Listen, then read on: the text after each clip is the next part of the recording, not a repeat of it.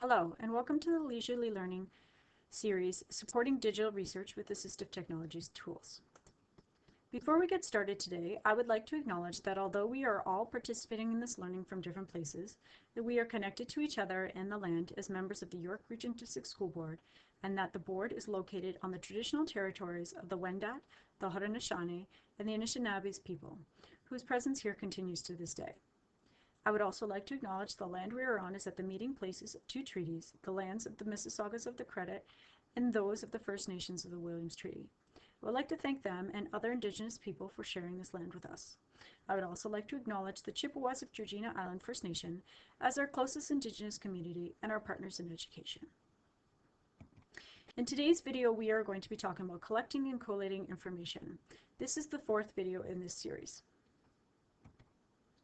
To start, we're going to talk about using the highlighter tool within Read and Write. And what's really good for this is that you can highlight information, extract it to another document, and it can be sorted for you. So it's a fantastic way of collecting that information all in one place, so there's no copying and pasting involved, no retyping.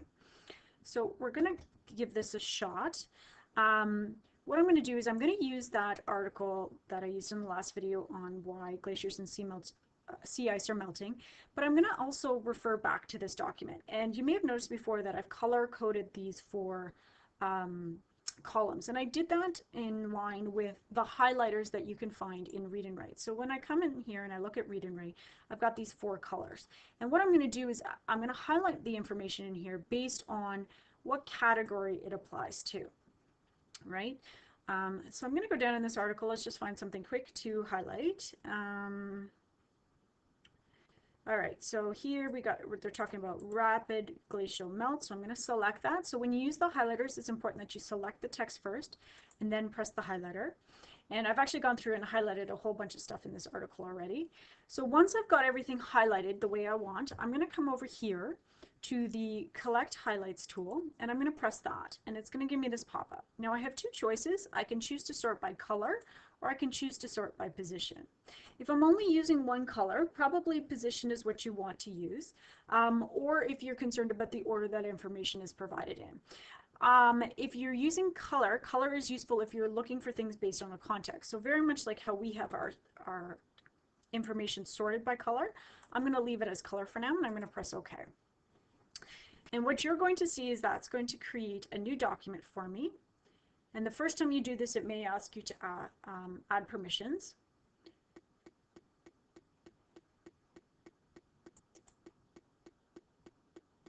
So here we can see it's created our document. It's put everything with the same color together. The great thing about this document is that it's got a link back to where the information came from.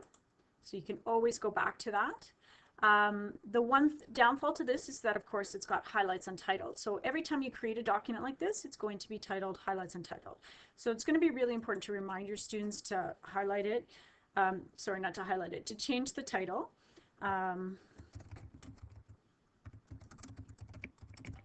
Right? So that way they don't end up with hundreds of articles titled Highlights Untitled. All right. This document gets created in your drive. So if you go to your drive now, you're going to see here it says Highlights Glacier Melting. And depending on how well you organize your drive, you may end up with lots of files in here, and it could be difficult later to find it. So what we're going to do is we're going to talk about the tool called Add to Workspace.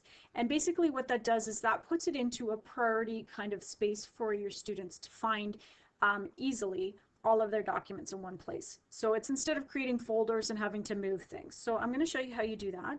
So when you are in your drive, you basically take that document, you right click on it, you go Add to Workspace, and if you have already created the workspace, you'll have the name here. If not, you can always create a new name for it.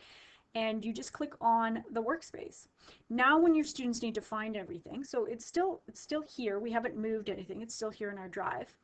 But if we go over here to priority, we can now see we have a workspace here with all of our documents that we've gone through and we've highlighted all in one place. So easy to find, all in one place. Doesn't require a lot of moving, dragging, and dropping or anything like that. So a great way to help your students stay organized with this information. So that is it for our video on collecting and collating information. Our next video will be on citing references. Thank you for watching.